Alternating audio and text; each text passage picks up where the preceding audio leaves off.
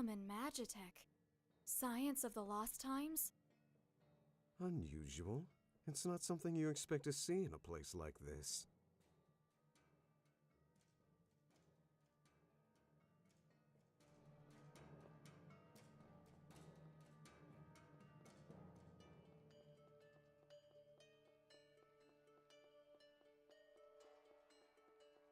Now magical golems from Solomon? Yeah, this mansion is full of surprises.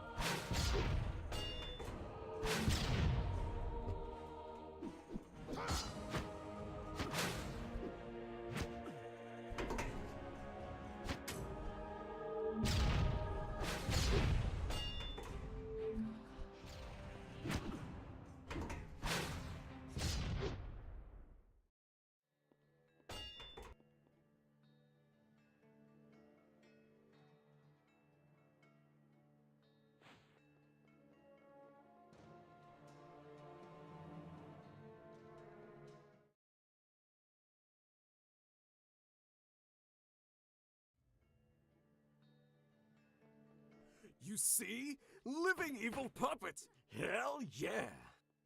Oh, shut up!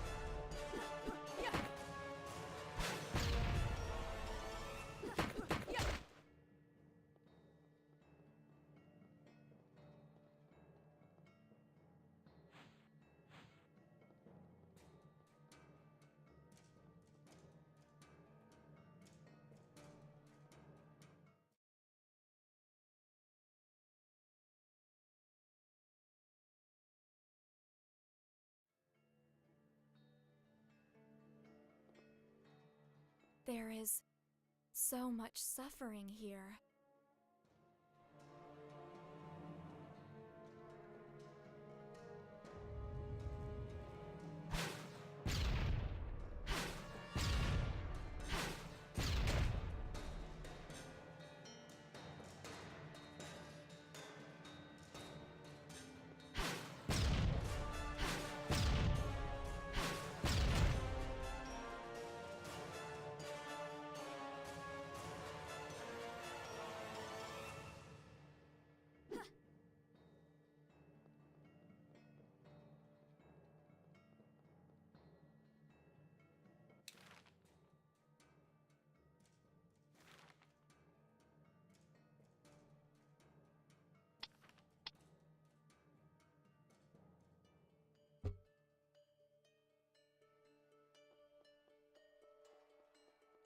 The entity linked to this place is a psycho.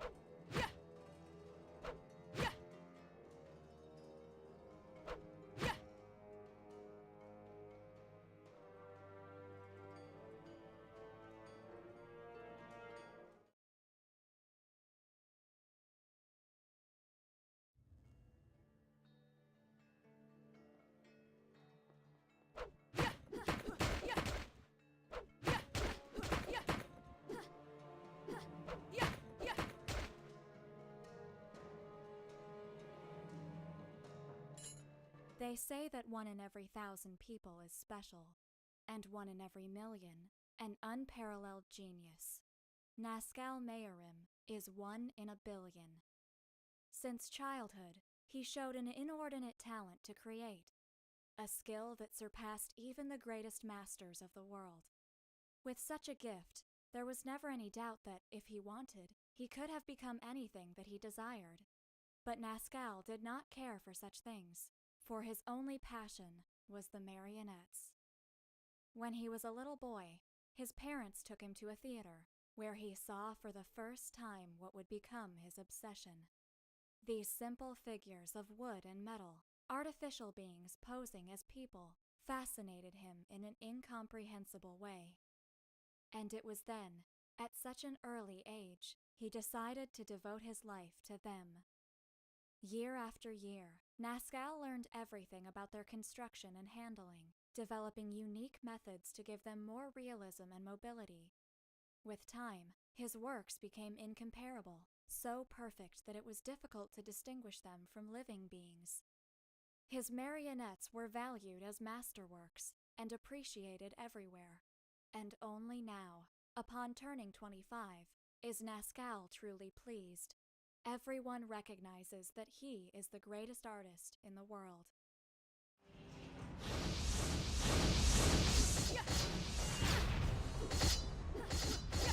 I summon you!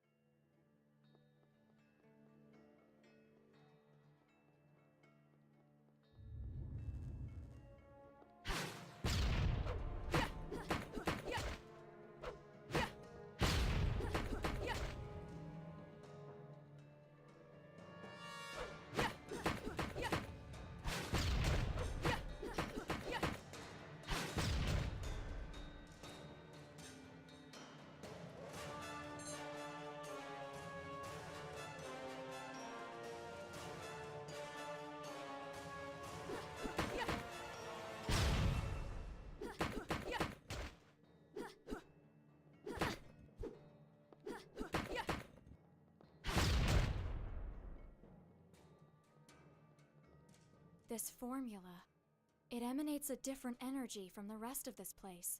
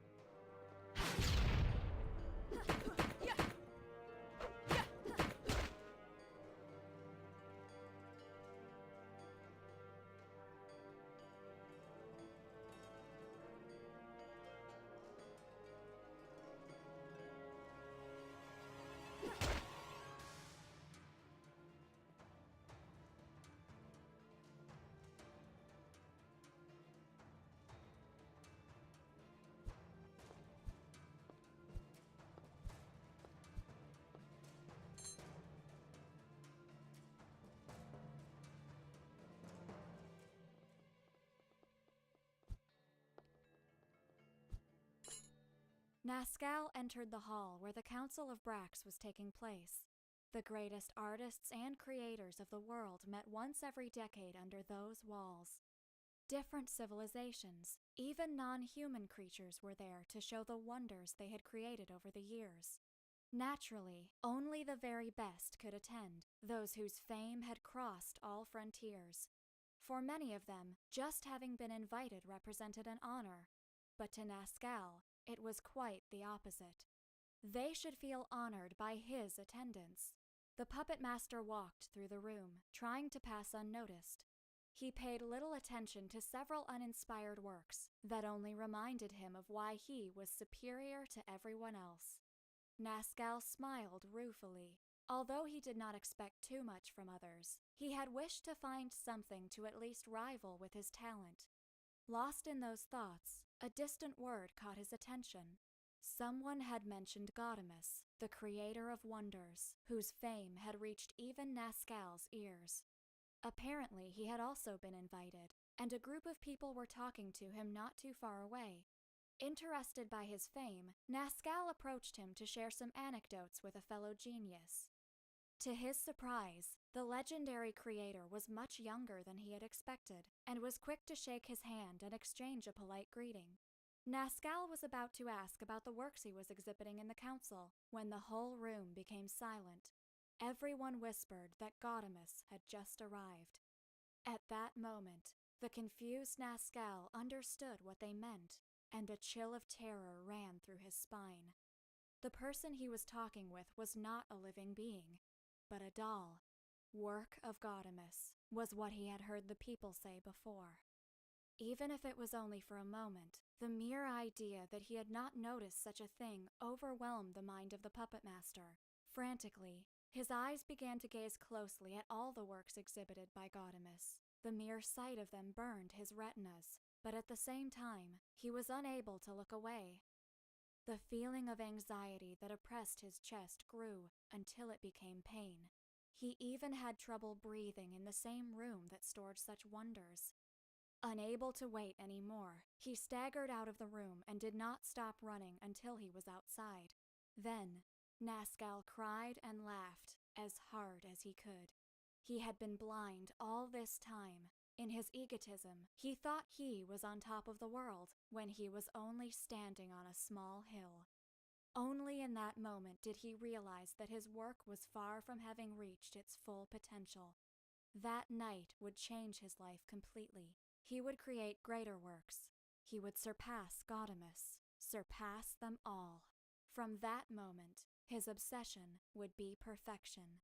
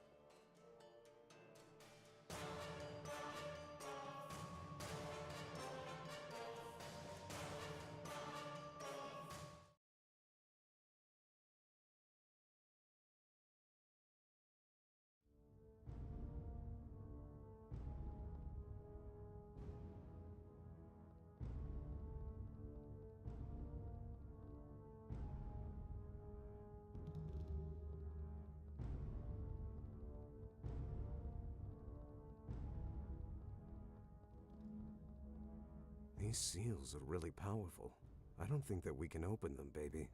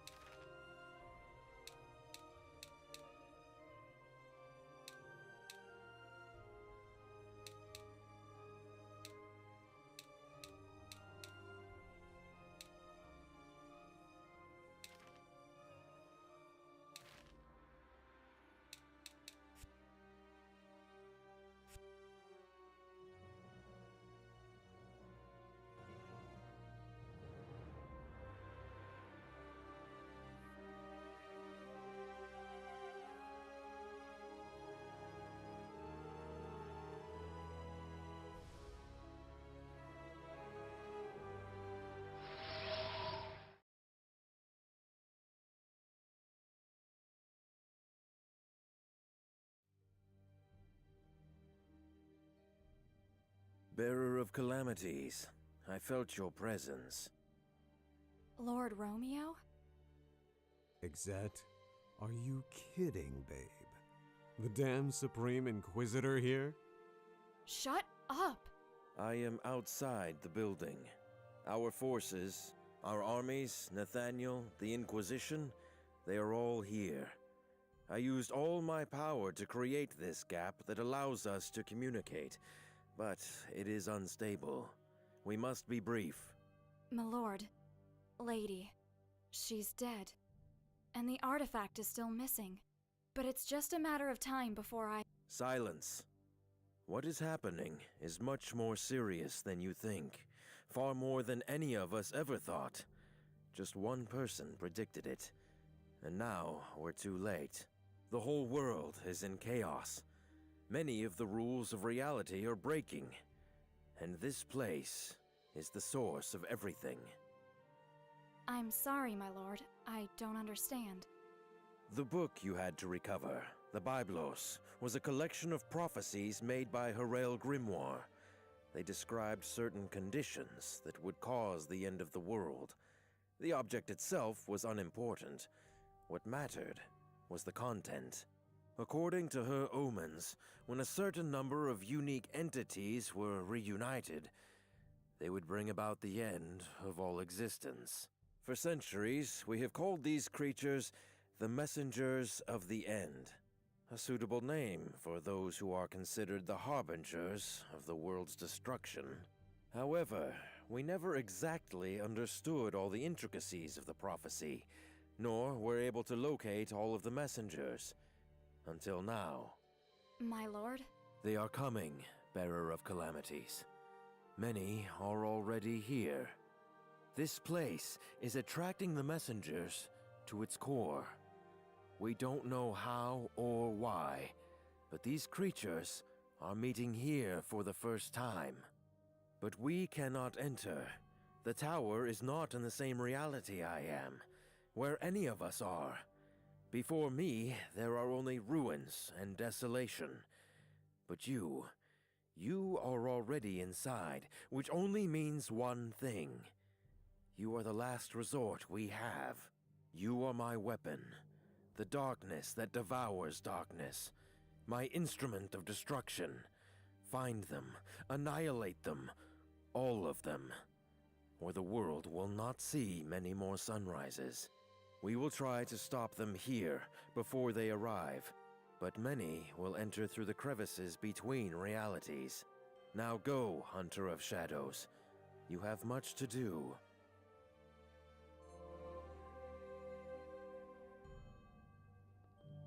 Romeo, Romeo, wherefore art thou shithead, Romeo?